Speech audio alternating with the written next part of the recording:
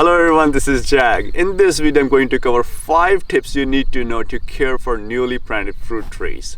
Now, as you might have known, we've planted about 500 fruit trees in about 3.5 acres, and they're doing spectacular. You know, I have all sorts of cherries, apricots, peaches, nectarines, plums. Every single tree is doing good, and every single one made it. So we have 100% success rate.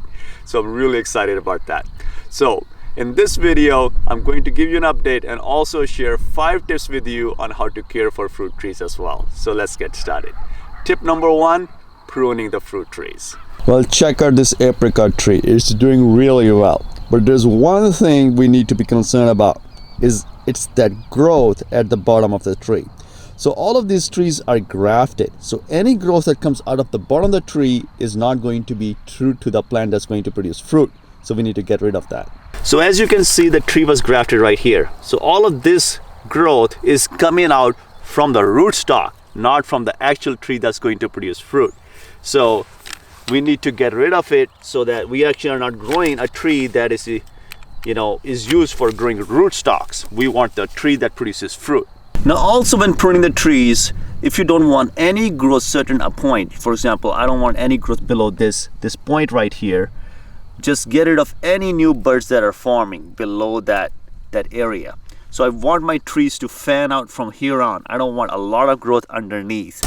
Now this tree is doing really well, and as you can see, it's producing a lot of stems from this just one area, and that's going to fill in the middle of the tree.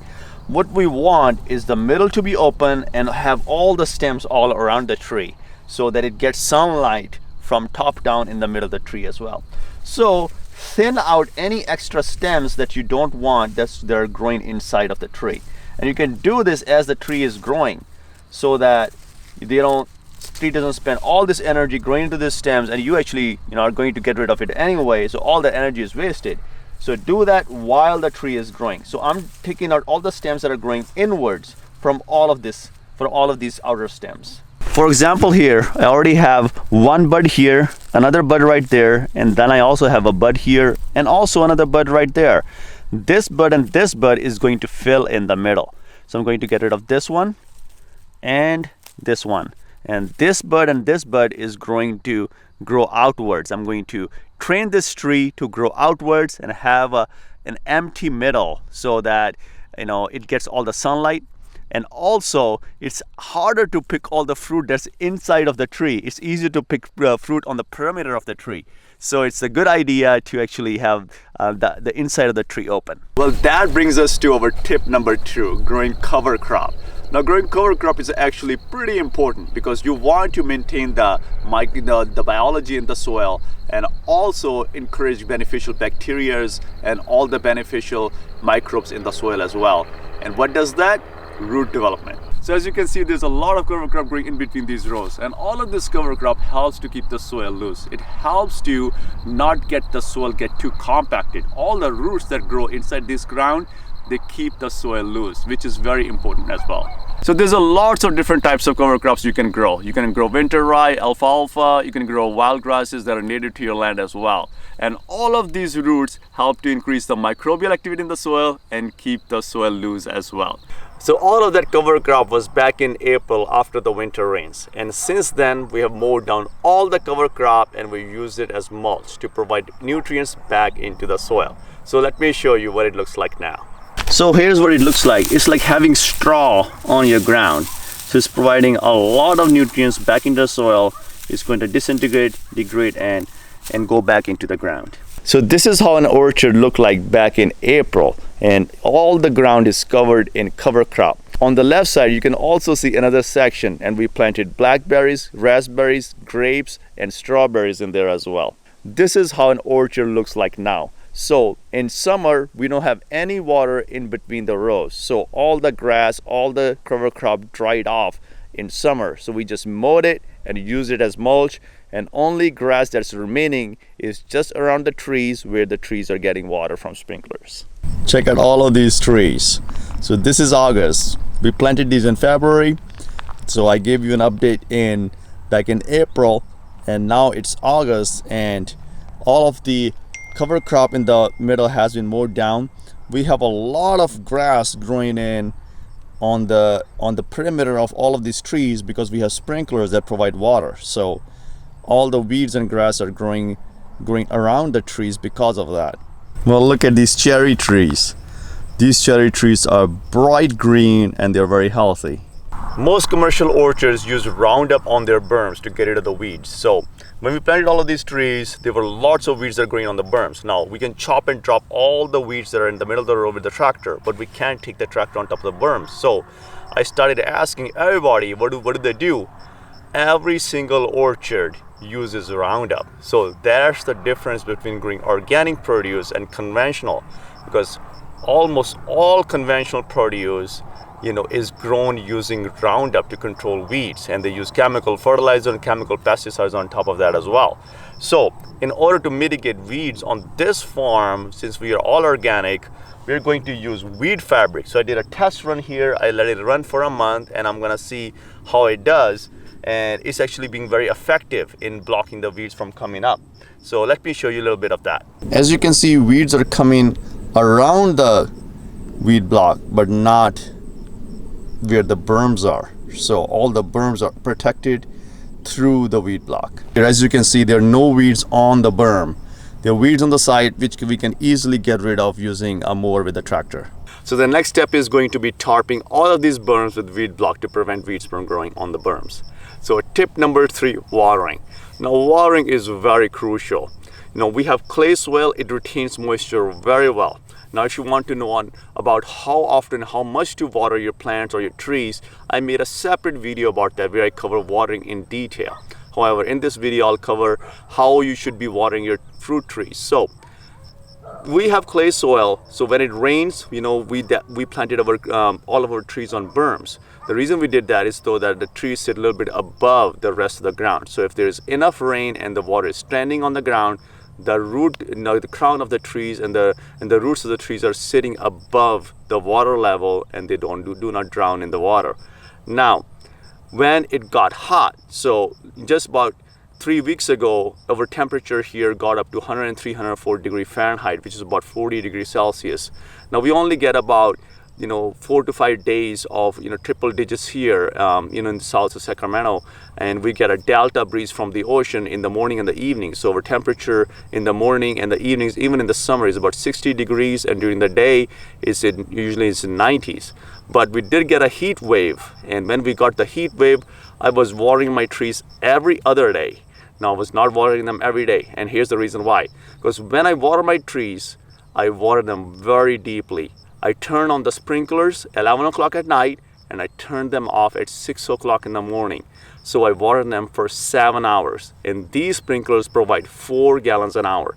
So each one of these trees is getting 28 gallons throughout the night, and I'm covering about 10-foot diameter, with that sprinkler to soak that ground all the way down to 2 to 3 feet deep, so the roots grow into the ground and they chase the water down ground. Now it's about 89 to 90 degrees during the day, so it's not as hot. So I'm watering about 2 to 3 times a week, about 2 times a week right now. So I go with my my moisture checking probe, and I insert it into the ground, and I check to see how much is moisture level at about 1 foot depth. So if the moisture level is about 40% or low, then I start watering again. If the moisture level is, let's say, 7 to 80%, I do not water, because I do not want to waterlog my roots. So let me show you how I check with the moisture meter as well. So let me clearly show you the readings here. So I have that at moist, and check it out. It's 70 to 80%.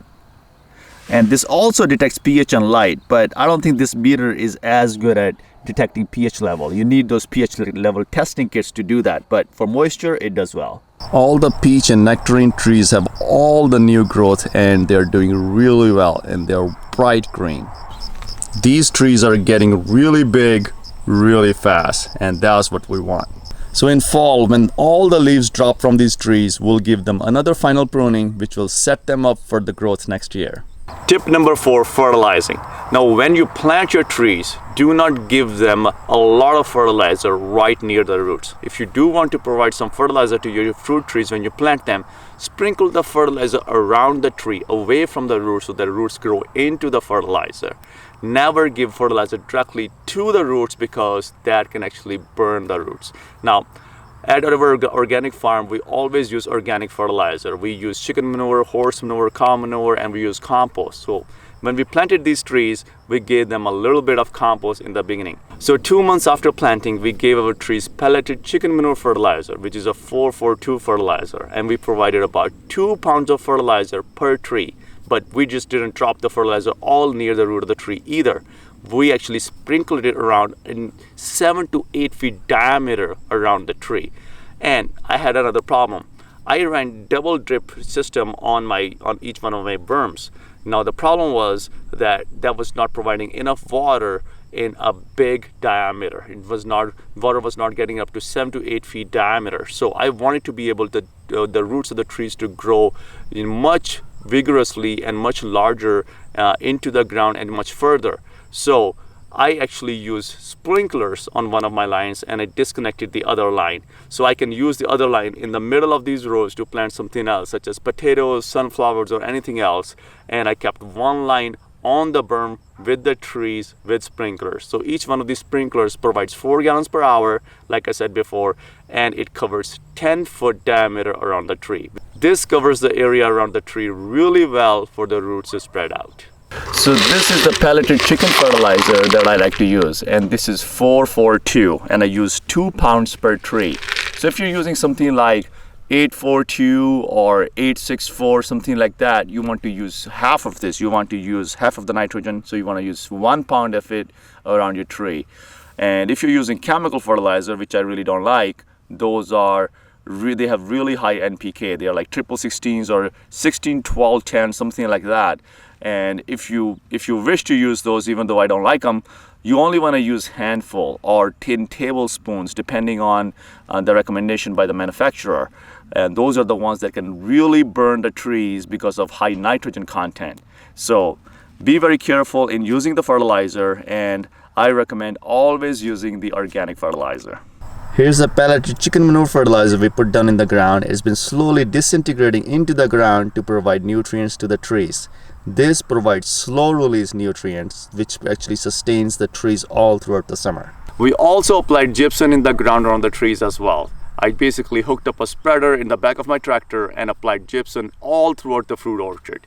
Gypsum basically adds calcium to the soil and also makes the ground more permeable. So it makes the ground softer for the roots to grow as well.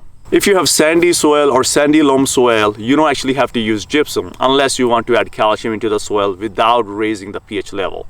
So you can also add lime, which contains calcium too, but lime also raises the pH level of your soil. Gypsum does not. However, you can, if you want to apply more types of fertilizer, you can also use fish fertilizer, you can use bone meal, feather meal. You can also use more cow manure. You can contact your local dairies, and my neighbors have horses, so I always get horse manure from them as well. So make sure all of the manure is at least 9 months aged before you apply to your trees or your orchard or even your plants. Otherwise, the manure can be really hot and it can contain a lot of nitrogen, and that can burn your trees too. I also made a video on 8 natural fertilizer you can use in your garden or your farm. So check that video out. If you're interested, I'll leave a link to that video in the description. Now, number 5, pesticides. Now, you don't want to be using chemical pesticides. And on that note, you don't want to be using chemical fertilizers either. Both chemical fertilizers and chemical pesticides, they actually kill the microbial activity in the soil. So that is disaster for soil. You want to have living soil. I made another video on how to have living soil as well, so check that out too.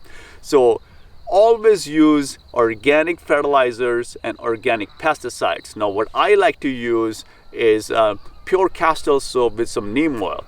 So currently these trees don't really need much pesticides, but as soon as I see or I detect anything, any pest activity, or I see the leaves being eaten or something like that, then I'll spray with some neem oil and some pure castor soap as well.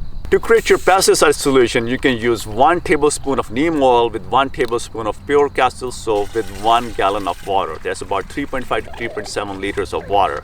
So that makes enough dilution for the trees not to get hurt from neem oil, because if you overdo the soap and neem oil, you can hurt your plants and your trees as well. So don't go nuts with spraying lots of neem oil and soap on your plants. You know, that will actually make your leaves actually yellow or brown and actually burn the leaves too. So organic gardening and farming is all about having a very well balanced. You want to have microbial activity, you want to attract beneficial insects such as aphids, lacewings, you want to attract bees for pollination, and for that you don't want to be using chemical pesticides.